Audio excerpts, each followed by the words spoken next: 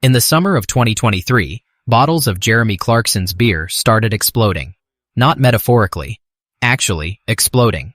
Glass shattering on shop shelves, cider spraying across kitchen counters, customers genuinely at risk of injury. For almost any other drinks company, this is the moment everything ends. A product recall, a legal nightmare, a brand nobody trusts again. But for Clarkson, this disaster became the strange turning point that helped build one of the fastest growing companies in Britain. And by the end of this video, you'll understand exactly how a mistake this dangerous somehow made him more money, not less. If you didn't know, we cover the real stories behind Clarkson's Farm here on this channel every single week, the parts of the story you don't see on the show. If that sounds like your kind of thing, drop a like and subscribe now, because it genuinely helps this channel grow, and trust me, this story only gets stranger from here. To understand how a farmer ended up running a beer empire, you have to go back to 2019, when Clarkson took over the day-to-day running of Diddley Squat Farm after his contracted farmer retired. He inherited around 1,000 acres of Cotswold farmland, land that had quietly grown barley, rapeseed, and wheat for years without anyone paying much attention to it. The soil near Chipping Norton is what farmers call brash, hard, rocky, unforgiving, the kind of ground that breaks machinery and breaks men. But that same difficult soil was hiding something nobody expected. In the very first season of the show, Clarkson learned that his barley had to hit a specific nitrogen level. Miss it, and the crop gets downgraded to feed barley, the kind sold cheaply to farms for livestock. Hit it, and you're sitting on something far more valuable, malting barley, the exact ingredient breweries pay a premium for. And against all odds, this stubborn, rocky Cotswold soil was producing exactly that. High-quality, brewing-grade barley. Jeremy had unknowingly been growing the key ingredient for beer the entire time. There was just one problem. Nobody wanted to buy it. The major grain buyers, the big millers who process barley at scale, took one look at Clarkson's operation and said no. His volume was too small. His supply chain was too messy. In their eyes, he simply wasn't worth the trouble. So here's a man who hates manual labor, sitting on a field of premium brewing barley, and the entire industry has just told him it's worthless to them. For any ordinary farmer, that's a dead end. For Clarkson, it became the excuse he needed to do something nobody expected. Brew it himself. The breakthrough came when he approached Rick and Emma King, the couple behind the Cotswold Brewing Company, a business that had been quietly perfecting their craft since 2002. Over 2 decades of brewing knowledge, sitting right on his doorstep. What they didn't have was an audience. What Clarkson had was millions of viewers and a show that was quietly becoming one of the most watched original series on Amazon Prime. In 2021, Clarkson bought shares in the Cotswold Brewing Company and partnered with them to launch something entirely new. Hawkstone. Every drop would be brewed using British barley, sourced locally, including his own. The name itself came from a 4,000-year-old standing stone near the farm, a Neolithic monument with its own dark legend attached, a story locals still whisper about today. It was meant to represent something grounded, local, real, not trying too hard. And when it launched between Season 2 and Season 3 of the show, nobody, not even Clarkson, was prepared for what happened next. Within 8 hours of release, Hawkstone became the #1 selling beer on Amazon in the entire UK. It outsold Budweiser, it outsold Corona, it outsold Stella Artois. The team reportedly considered putting a limit on how many bottles each customer could buy, because there were genuine fears the entire stock would run out before Christmas. What started as a farmer's side project had, in a matter of hours, become a genuine commercial phenomenon. And this is where most people assume the story turns into smooth, uninterrupted success. It didn't. 2 years later, disaster struck. A batch of Hawkstone cider began over-fermenting after it had already been sealed into glass bottles. The fermentation process never stopped. Pressure kept building, silently, invisibly, inside thousands of bottles sitting on shelves in people's homes across the country. And then, they started exploding. Most companies facing a crisis like this hire lawyers first and speak to customers last. Clarkson did the opposite. He went straight to Twitter and posted, in his own blunt words, that there had been a serious mistake, and that a small number of bottles carrying a specific batch code could explode.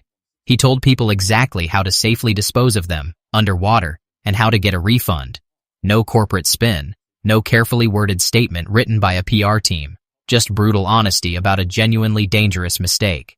And then something happened that should have been impossible. Sales went up, not despite the disaster, because of it. Clarkson later put it down to the honesty itself, the fact that instead of hiding the mistake, he owned it publicly, immediately, and without excuses. In a world where corporate apologies feel manufactured and hollow, a man standing in his own kitchen admitting he'd genuinely messed up hit differently. The incident was so significant it featured prominently in the next series of Clarkson's Farm, and when that episode aired, it triggered another wave of search interest in the brand. A crisis that should have destroyed trust ended up deepening it.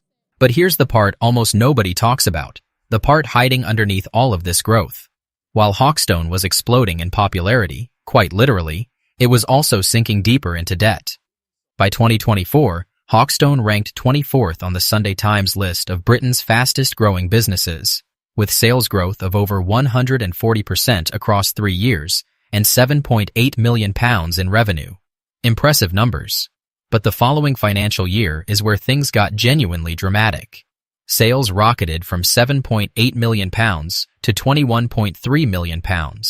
Total company equity jumped from £430,000 to just over £3 million. On paper, this looks like an unstoppable success story. Except at the exact same time, the amount Hawkstone owed to creditors climbed from £1.6 million to £2.6 million.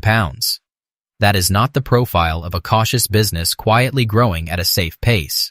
That is a company betting everything it has on expansion, pushing into stouts, gin and vodka, securing supermarket shelf space in Waitrose and Sainsbury's, landing placements in over 1,500 pubs across the country, all while the debt on the books kept climbing right alongside the sales figures. Most companies that scale this aggressively collapse under the weight of their own ambition. Hawkstone didn't. In 2025 alone, it sold 2.5 million pints. For a brand that didn't even exist 4 years earlier, that is not a vanity project. That is a business deliberately playing with fire and somehow winning. And just when you think this story can't get any stranger, enter Elon Musk. For years, Clarkson and Musk had traded very public insults. Clarkson tore apart Tesla on Top Gear. Musk reportedly tried to sue him over it. These two men built years of genuine, well-documented animosity toward each other. So when Musk tried Hawkstone and publicly admitted, on record, that as beers go, it was actually pretty good, nobody expected what came next. Clarkson didn't gloat. He didn't take the cheap shot. He simply agreed with him, publicly, and returned the compliment. But due to a moment of very Clarkson-style language in the ad, television regulators pulled it entirely. Most brands would quietly accept the ban and move on. Clarkson made an entire second advert about the fact that the first one got banned, mocking the regulators directly on camera. The controversy became free advertising, generating more attention than the original commercial ever could have earned on its own. Clarkson later admitted the moment genuinely moved him to tears. So let's step back and look at what actually built this beer empire. Exploding bottles that should have ended the brand. A banned television advert that became a marketing tool. A 10-year rivalry that quietly dissolved over a pint. A choir of farmers turned overnight into a viral television moment. And underneath all of it, a mountain of rising debt that most business owners would have run from. On paper, every single one of these should have been a disaster. Instead, together, they built one of the fastest-growing drinks companies in the entire country. The real story of Hawkstone was never a clean, polished success story. It's a brand that turned every single mistake into proof that people trusted Clarkson more than they trusted a flawless corporate image.